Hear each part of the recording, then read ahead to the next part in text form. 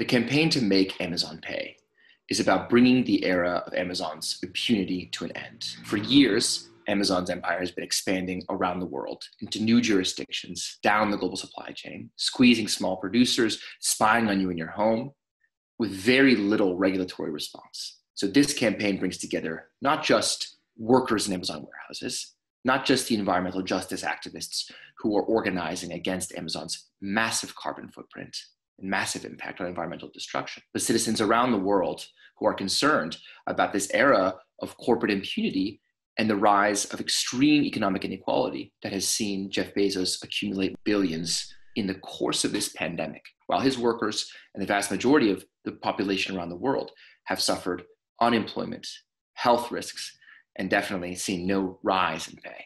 First, their tax affairs came under scrutiny. Now it's Amazon's working conditions.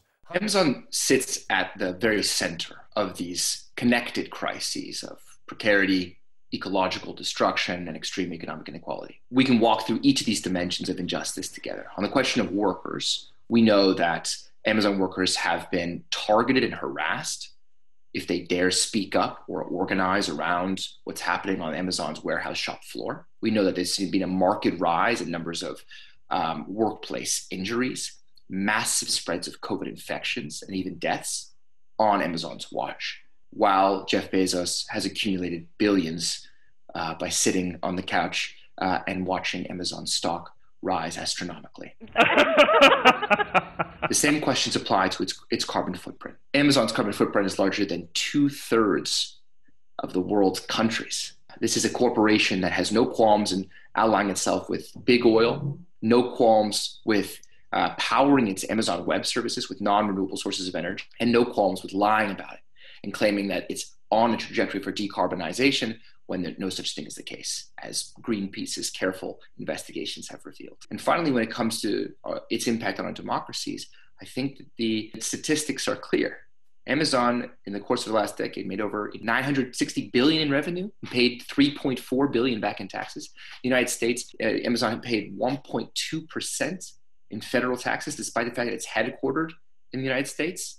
And that's up from 0% in previous years. Amazon uses its global empire, playing democracies against each other to get sweetheart deals and to stick itself into regulatory loopholes. And that's precisely why the scale of this campaign is so critical. Over the last 2 months, this New York apartment building has turned into a scene of protest. Governments around the world, from the US to the UK to far beyond, have aided and abetted Amazon's astronomical rise in two particular ways. One is through straight up capture. Amazon has an aggressive lobbying arm, and they sit on bodies where they do not belong, bodies that are in charge, technically, of supervising their corporate activities. But the other, much more fundamental, structural issue at large is that Amazon engages in these prisoners' dilemmas, where they pit governments against each other and bully those governments into defecting towards lower and lower tax rates, larger and larger sweetheart deals that basically guarantee Amazon this effective low rate of tax, while the communities where they're based see very little of the benefit. And that's, again, why it's so crucial that in this campaign, we're bringing together an alliance of parliamentarians around the world who vow to stand with the movement of trade unions, concerned citizens, of environmental activists who are saying enough of this race to the bottom.